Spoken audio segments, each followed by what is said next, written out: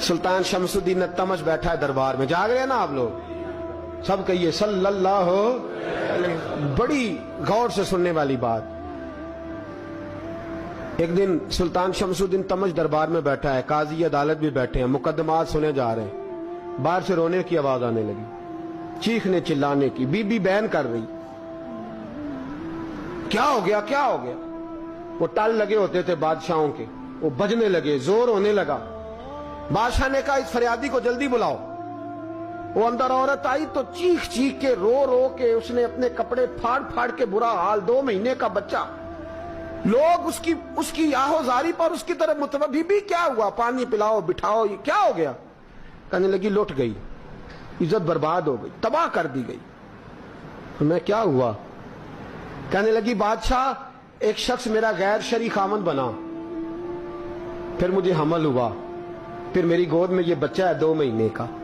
اب گئی ہوں تو وہ کہتا ہے کہ میرا تو تیرے سے تعلق ہی کوئی نہیں. بادشاہ کہنے لگے یہ سلطان شمس الدین تمش کی جگہ ہے, اور میں نے رسول اللہ صلی اللہ علیہ وسلم کے دین کے مطابق حکومت استوار کی ہے. کون ہے جو تیرے ساتھ, ابھی گردن نہ کاٹ دوں گا, بات کر کون ہے.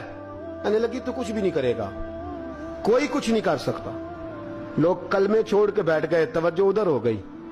پراپوگنڈے بڑا اثر کرتے ہیں معاشرے پہ. رنگ ایسا عجیب ہے, انداز ایسا عجیب ہے. فرمایا بات تو کر. اس عورت کی آواز گونجی تو حالات ہی خراب ہو گئے.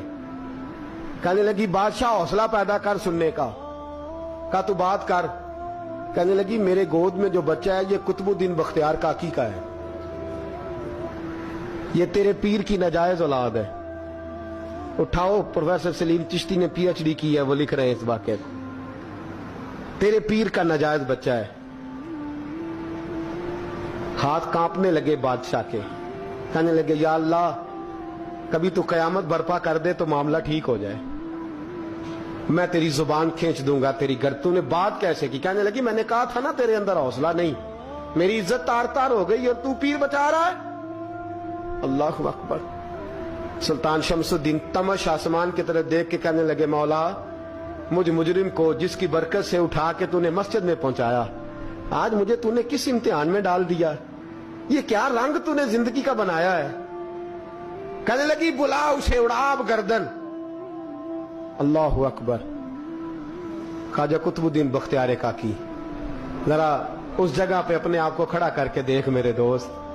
جو شخص دلی کے بازار میں نکلے تو دکانیں بند ہو جائیں, عورتیں گھروں میں گھس جائیں, جس کے نام پر چرچے ہوں دین کے, وہ شخص لاٹھی ٹکاتا ٹکاتا عرس منانے آسان ہے, ڈھول ڈمکے کر کے گھروں کو جانا آسان ہے, پر ذرا ان کی راہوں کا مسافر تو بن انہوں نے انداز کیا اختیار کیا. حضرت خواجہ قطب الدین بختیار کاکی, خبر پھیل گئی. اتنی شہرت پاکیزگی کی نہیں ہوئی تھی جتنی اس جرم کی ہوئی. لاٹھی ٹکاتے ٹکاتے جب پہنچے نا بادشاہ کے دربار میں, بادشاہ اٹھنے لگا, قاضی اٹھنے لگا, لوگ اٹھنے لگے, تو قطب الدین بختیار کاکی کی آنکھوں میں آنسو آئے. مانے لگے بیٹو بیٹھ جاؤ, آج میں پیر بن کے نہیں آیا, میں مجرم بن کے آیا. اور کہا میرے مالک کا انصاف بھی دیکھو, دلی کا پیر آج دلی کی عدالت میں اپنے نا کردہ جرم کی صفائی دینے آیا. بڑی لاٹھی پہ ٹیک لگائی. دلی کی گلیاں بھی روتی ہیں کہ یہ کیا رنگ, اللہ یہ تیرا کیا رنگ ہے. یہ تے میں گڈی تے ہاتھ ڈور سجن دے, او جنج رکھے اونج رہنا ہے, واجب نہیں جے وچ شریعت, مندا خسم نو کہنا اے تن میرا کنگھی ہووے. میں زلف سجن دی واواں, پوش میرے دی جتی بن جائے, میں یار دی قدمی آواں. مارو مارو مینوں مار مکاؤ, کوئی یوزر نہ پیش لے آواں, جے سونا ہی میرے دکھ وچ راضی, جے سونا ہی میرے دکھ وچ راضی, تے میں سکھ نو چلے ڈاواں. یار فریدا کدی دل پہ سونا, یار فریدا جے کدی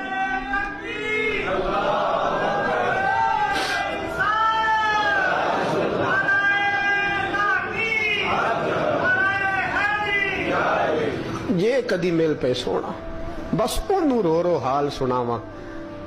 ٹیک لگائی ہے. کہنے لگی بی بی بول دے گواہی. کہنے لگے بی بی رب جانتا ہے, رب کا رسول جانتا ہے, پر میں تجھے نہیں جانتا, تو کون ہے؟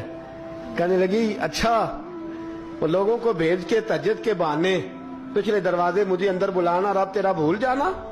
پھر رونے لگی, پھر مکر کرنے لگی. مجھے بتائیے ایسا کوئی مقدمہ ہو تو لوگ کیا کہتے ہیں؟ یکدم حالات بدلتے ہیں کہ نہیں بدلتے؟ دلی کا ماحول ہی بدل گیا, سارا حیرانگی بدل گیا. عورت تو ہندو تھی, اس نے تو جھوٹ موٹ کے کلمے بھی پڑھ رکھے ہیں. اللہ اکبر. خواجہ صاحب پوچھتے ہیں گواہ ہے کوئی تیرے پاس؟ تو 4 کلمہ پڑھنے والے کھڑے ہو گئے. اللہ کرے کلمہ پڑھنے والے بکا نہ کریں, آمین تو کہیں. وہ کھڑے ہو کے کہنے لگے ہاں ہم نے آتے بھی دیکھا ہے, جاتے بھی دیکھا ہے. خواجہ قطب الدین صاحب نے نظر عثمان کی طرف اٹھائی, کہنے لگے اچھا جو تیری مرضی, میں گڈی تے ہاتھ ڈور سجن دے, وہ جنج رکھے اونج رہنا ہے, واجب نہیں وچ شریعت مندہ قسم نو کہنا.